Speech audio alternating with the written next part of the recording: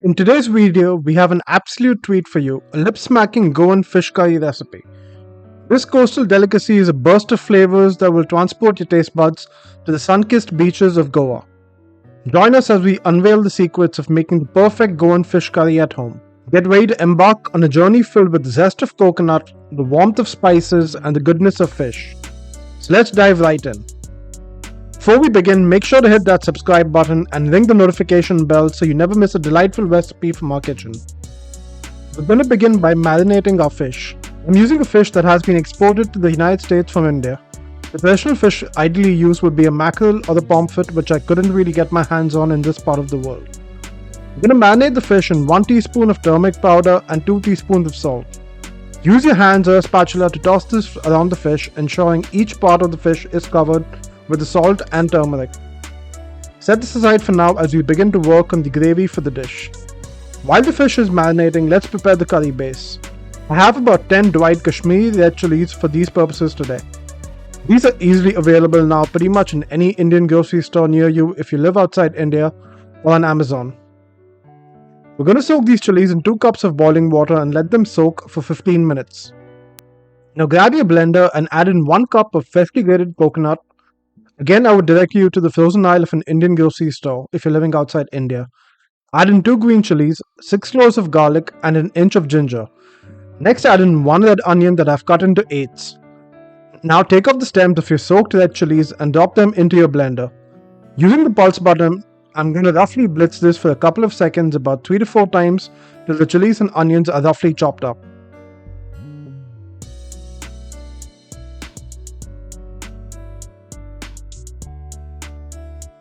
Next, add in about 3 to 4 tablespoons of the water your chilies were soaked in and give it another blitz for a couple of more times. Now add in about 1 cup of the leftover water all at once and blend for about 5 minutes till it forms a nice thick paste. You can see here that the coconut and onions have absorbed that vibrant red color from the chilies. You can add a teaspoon of tamarind pulp to this before blending, which I did think I had at home, only to find out it was over once I started filming. Next, grab a deep bottom pan to cook your curry in. Heat it on medium and add in 2 tablespoons of a neutral oil like an avocado oil that I'm using here. Add a teaspoon of cumin seeds, 2 cloves of cardamom, and 3 to 4 pieces of cloves and lightly toast them in the oil till they become fragrant. Add your red chili and coconut paste directly into the pan and saute for about 5 minutes.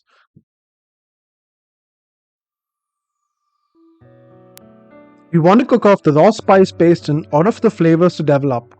Do stir them constantly to prevent it burning.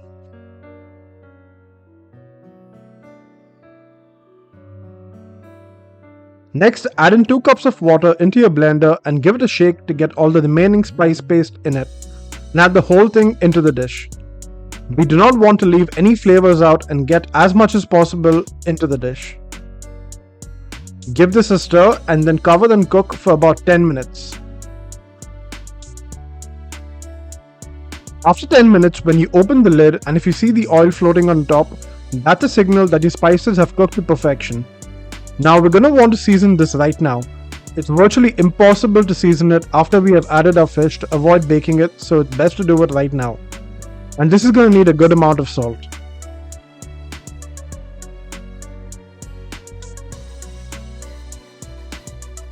Next, carefully add in your marinated fish into the pot.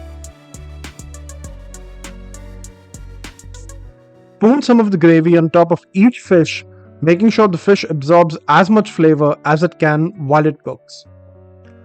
Fish tends to be extremely delicate while it cooks, so I do recommend some precaution here. Keep your fat fingers away. Now cover this with a lid and cook for roughly 6 to 7 minutes. Fish doesn't take that long to cook and 6 to 7 minutes should get you to perfection. And that's pretty much it. Kill the heat and give it one final taste and we have a Goan fish curry at home.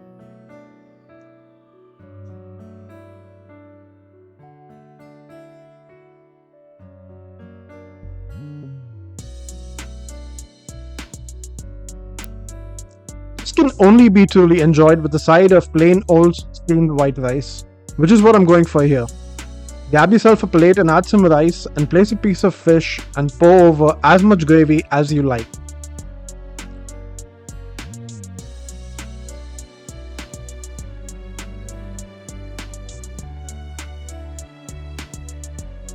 Finally, for visualization purposes, or if you like some extra heat, add a couple of green chilies on top and garnish with fresh cilantro leaves.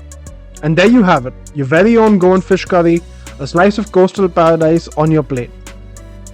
The perfect balance of flavors and the magic of Goa all in one dish. We hope you enjoyed this journey with us. If you love this recipe and want to see more exciting dishes from different parts of the world, don't forget to hit that like button, share this video with your friends, and subscribe to our channel. See you on the next one.